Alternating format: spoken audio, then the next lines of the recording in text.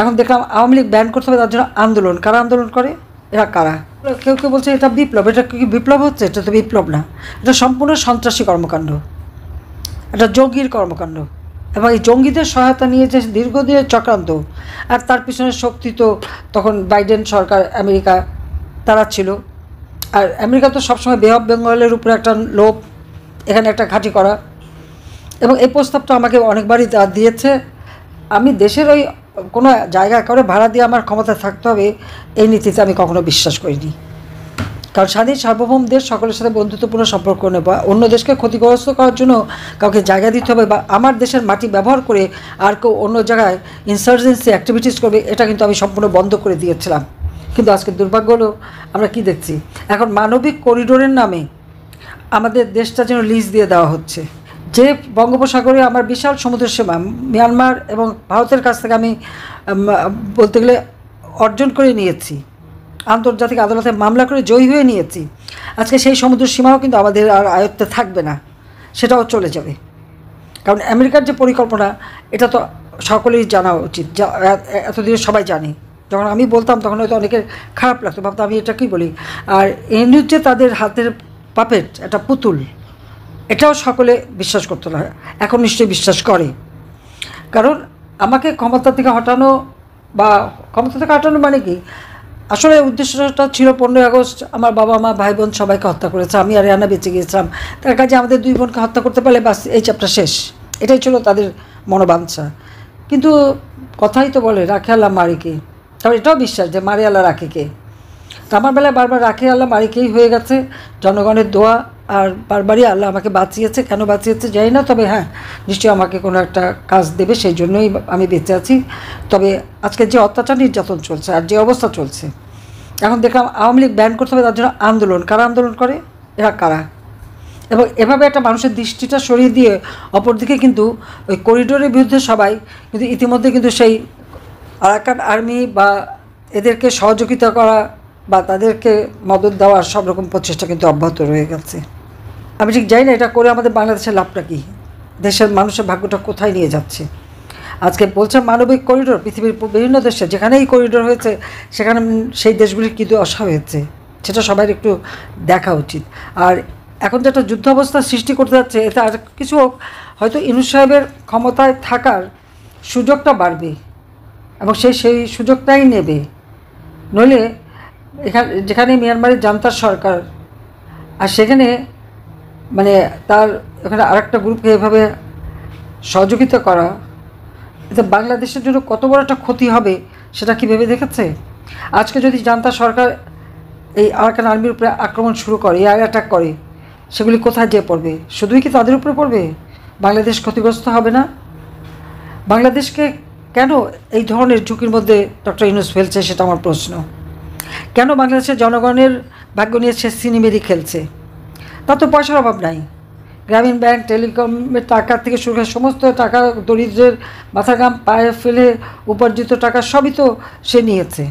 তার তো billion billion dollar নাকি বিদেশে, ফ্রান্সে নাকি 2 বিলিয়ন ইনভেস্টমেন্ট করছে, কিন্তু বাংলাদেশে 1 পয়সা করেনি, দেয়নি। গ্রামীণ ব্যাংকে এমপি পদে চাকরি করেছে, কিন্তু গ্রামীণ ব্যাংকে কোনোদিন কোনো টাকা ডিপোজিট দেয়নি, তার কোনো টাকা ওখানে নাই, তার কোনো মানে ওখানে বিনিয়োগও নাই। কিন্তু বিশ্বের কাছে একটা মিথ্যা ধোঁকাবাজি দিয়েছে যে গ্রামীণ ব্যাংকটা কি তার নিজের হাতে করা। তাহলে তার বিনিয়োগ কোথায়? গ্রামীণ ব্যাংকে বিনিয়োগ তো নাই, বরং গ্রামীণ ব্যাংকটাকে চুষে চুষে খেয়েছে। এখন তো সবটুকু, আগে যেখানে পাবলিক প্রপার্টি ছিল 25 ভাগ, সেটুকুও সে দখল করে নিয়েছে একটা অর্ডার দিয়ে। আজকে ইউনূস ক্ষমতা আসার পর আপনি যদি হিসাব করেন যে তিনি কি পেলেন আর বাংলাদেশের জনতা কি পেল। ইউনূস পেয়েছে কি আপনারা দেখেন, সেখানে সে পেয়েছে ম্যান পাওয়ার ব্যবসা, অর্থাৎ সে আদম ব্যাপারীর লাইসেন্স নিয়ে নিল ম্যান পাওয়ার ব্যবসা করার জন্য। ইউনূস সেখানে এখন ডিজিটাল ওয়ালেট, অর্থাৎ ওই যে টাকা লেনদেন বিকাশের মতো, নগদের মতো, সে টাকা লেনদেনের ব্যবসা, সেটা সে বাগিয়ে নিয়েছে নিজে ক্ষমতায় বসে সবার আগে। এবং তার বিরুদ্ধে এই যে গ্রামীণ ব্যাংক এবং টেলিকমিউনিকেশনের টাকা আত্মসাৎ করা, বিশেষ করে শ্রমিকদের, তার নিজের কোম্পানির শ্রমিক, তাদের টাকা মেরে রেখেছে। কোম্পানির শ্রমিকদের শ্রমিক আইনে আছে লভ্যাংশের 5% তাদের শ্রমিক কল্যাণ ফান্ডে যাবে, সেটাকে সে কোনো দিন দেয়নি। শ্রমিকরা মামলা করে, শ্রমিকের মামলায় শ্রমিক আদালতে, লেবার কোর্টে সে একজন সাজাপ্রাপ্ত আসামি, তার কিন্তু সাজা হয়েছে। হ্যাঁ, আমরা তাকে হয়তো জামিন চেয়েছে, জামিন দেওয়া হয়েছে, আপত্তি করা হয়নি, কিন্তু সে তার নোংরামিটা দেখালো। তার চেহারাটা আজকে সারা বিশ্বের কাছে উন্মুখ হয়ে গেল, যে কীভাবে উন্মুক্ত হয়ে গেল, যে সে কীভাবে একটা দলকে ধ্বংস করার জন্য, একটা দেশকে ধ্বংস করার জন্য উঠে পড়ে লেগেছে, নিজের স্বার্থ চরিতার্থ করার জন্য। কী স্বার্থটা তার? এই বয়সে এসে যে এত ব্যবসা নিচ্ছে, খাবে কবে? খেতে পারে সব? সেটা আমার প্রশ্ন। আদম ব্যাপারী লাইসেন্স, ডিজিটাল ওয়ালেটের লাইসেন্স, টাকা লেনদেনের লাইসেন্স, বিশ্ববিদ্যালয় প্রতিষ্ঠার অনুমোদন, স্টারলিংকের বাণিজ্য, এলএনজি ব্যবসার কমিশন, গ্রামীণ ব্যাংকের মালিকানা, এবং 5 বছর পর্যন্ত সব ঋণ মৌকুব। আয়কর ফাঁকি দেওয়া তার অভ্যাস। 666 কোটি টাকার আয়কর, সেটাও সে ফাঁকি দিয়েছে, সেটাও দেয়নি। তার কাছে প্রায় 1100 কোটি টাকার আয়কর পাওনা, এবং তার যে কোম্পানি, 48টা কোম্পানিতে কোনো দিন একটা কোম্পানি থেকেও সে কোনো আয়কর দেয়নি, কারণ সবগুলি সে লোকসান দেখাতো আর লাভের ভাগটা চুরি করে নিয়ে যেত।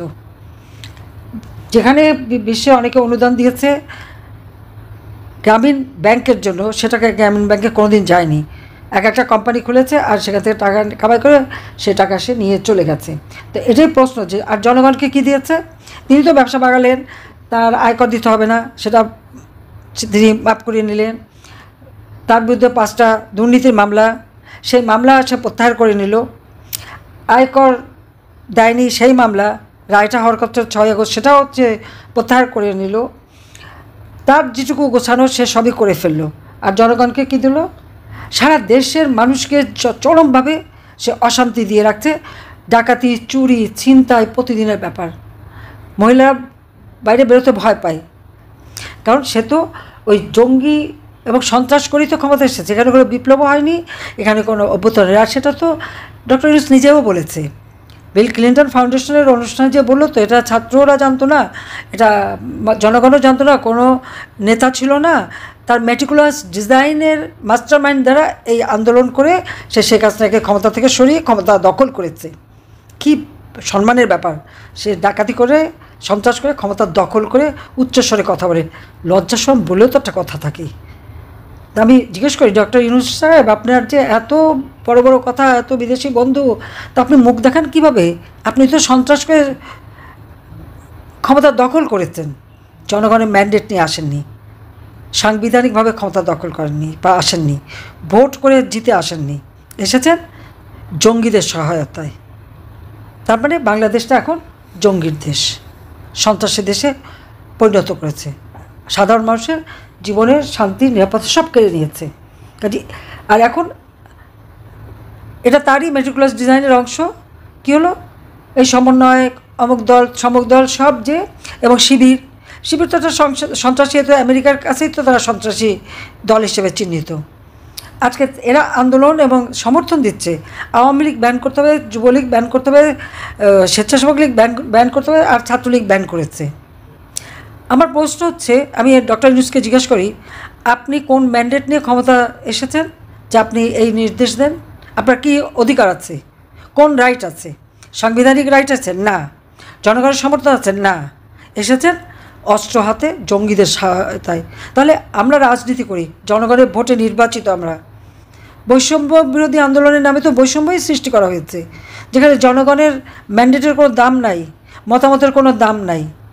হ্যাঁ, মেটিকুলাস ডিজাইনের অংশ হিসেবে তিনি 40 জন লোক ভাড়া করেছেন, 5 লাখ 7 লাখ টাকা বেতন, এবং 40-50টা পেজ খুলে তিনি ওই কর্পোরেট বিজনেসের নামে যেভাবে তারা অ্যাড দেয়, ওইভাবে অ্যাড দিয়ে উনি 1 কোটি মানুষের মতামত আনবে, যে তারা বলবে যে ইউনূস সাহেব আপনি ক্ষমতায় থাকেন। যান না গ্রামে গঞ্জে, যান না সাধারণ মানুষের কাছে বা চাকরিজীবীদের কাছে, কয়জন আপনাকে হ্যাঁ বলে যে আপনি থাকেন? কেউ বলবে না। বলবে বাবারে এখন আমাদের ছাড়ো, এই যন্ত্রণা আর দিও না, আমরা শেখ হাসিনার আমলেই ভালো ছিলাম, আওয়ামী লীগের আমলেই ভালো ছিলাম, সেটাই বলবে। সেই কথাটা এখন পছন্দ হচ্ছে না, সেই জন্যই এখন শেখ হাসিনাকে হত্যা করতে পারলেন না, এটাই দুঃখ। আর 2 বোন ক্ষমতা মানে আমাদেরকে খতম করতে পারলে সে খুব খুশি হতো, যে জন্য আমার আওয়ামী লীগের নেতাকর্মীদের রক্ত ছড়াচ্ছে, মিথ্যা মামলা দিয়ে দিচ্ছে। আমাদের মহিলা আওয়ামী লীগ, যুব মহিলা লীগ, সেই মেয়েদের পর্যন্ত গ্রেপ্তার করছে, ছোট বাচ্চা বুকের দুধ খায়, সেই বাচ্চাকে ফেলে দিয়ে গ্রেপ্তার করা, 3 বছরের বাচ্চা সহ মাকে গ্রেপ্তার করা, কুপিয়ে মেরে ফেলা, ছেলেকে পেলো না, অ্যারেস্ট করতে পারলো, মাকে কুপিয়ে মারা, আগুন দিয়ে মারা, বাবাকে মারা, চরম অসভ্যতার মতো ব্যবহার। আর এই ছেলেপেলেগুলি এত বেয়াদবের মতো ব্যবহার করে, তাদের ঘরে মা বাপ নাই। কী শিক্ষা দিয়েছে মা বাপ? শিক্ষকদের অপমান, তাদের গলায় জুতার মালা পরানো, তাদেরকে জোর করে মানে পদত্যাগ করানো থেকে শুরু করে এহনো ধরনের কথা নাই না বলে। এই একটা জেনারেশনকে এইভাবে চরমভাবে মানে তাদের কোনো ভদ্রতা না, শিক্ষা না, এটিকেট না, কিচ্ছু শিখলো না, শিখলো চরমভাবে বেয়াদবি করার দুর্বৃত্তায়ন। তো এই জাতিকে কী পাবে এদের কাছ থেকে ভবিষ্যতে? কী পাবে? লেখাপড়া পত্র বন্ধ, লক্ষ লক্ষ ছেলেমেয়ে আজকে লেখাপড়া করতে পারছে না, পরীক্ষা দিতে পারছে না। কি আওয়ামী লীগ করে কেন বা মুক্তিযোদ্ধা কেন? লজ্জা করে না এটা বলতে? এই লাখো শহীদের রক্তের বিনিময়ে এই স্বাধীনতা এসেছে, মুক্তিযুদ্ধের মধ্য দিয়ে স্বাধীনতা এসেছে। এই স্বাধীন সার্বভৌম রাষ্ট্র গঠন করে দিয়ে গেছে যারা, তাদেরকে অবমাননা করা, 32 নাম্বার পুড়িয়ে বঙ্গবন্ধুর নাম মুছে ফেলবে, সেটা পারবে না, কোনো দিন পারেনি, কেউ পারবে না। আজকে মুক্তিযুদ্ধের স্মৃতি মুছে ফেলা, আর যারা আমাদের পরাজিত করেছিল, মা বোনদের ক্যাম্পে নিয়ে দিনের পর দিন অত্যাচার করেছে, গণহত্যা চালিয়েছে, গ্রামের পর গ্রাম জ্বালিয়ে পড়ে ছাড়খাড় করেছে, তাদের সাথে গলায় গলায় ভাব। চমৎকার! কোন দেশে আছি আমরা? জঙ্গি, সন্ত্রাসী, যুদ্ধাপরাধী, বঙ্গবন্ধুর হত্যাকারী, এরাই হয়ে গেছে এখন তার ক্ষমতার আধার। এখন জনগণ, তাদের নাবিশ্বাস উঠেছে। এখন জনগণ চিৎকার করে বলে যে ইউনূস তুই কবে যাবি, আমরা কবে মুক্ত পাব? সেটাই হচ্ছে কথা, যে এই জঙ্গি ইউনূসের অত্যাচার, নির্যাতন, আর তার ওই ম্যাটিকুলাস ডিজাইন, আর তার ওই চালা চামুন্ডাদের হাতে সারা বাংলাদেশ জিম্মি। কিন্তু জনগণের কাছ থেকে বিচ্ছিন্ন করতে চাই, সে বিচ্ছিন্ন করতে পারবে না। আমি জনগণের জন্যই আছি, বাবা মা ভাই সব হারিয়েছিলাম, এই বাংলাদেশের মানুষকে আমি আপন করে নিয়েছি। এই বাংলাদেশের মানুষের মাঝেই আমি খুঁজে পেয়েছি আমার স্নেহ, ভাইয়ের স্নেহ, মায়ের স্নেহ, বাবার স্নেহ, তাদেরকে আমি আপন করে নিয়েছি। কাজে তাদের জন্য আমার জীবনটাকে উৎসর্গ করেছি। সবাইকে ধন্যবাদ। জয় বাংলা, জয় বঙ্গবন্ধু, বাংলাদেশ চিরজীবী হোক।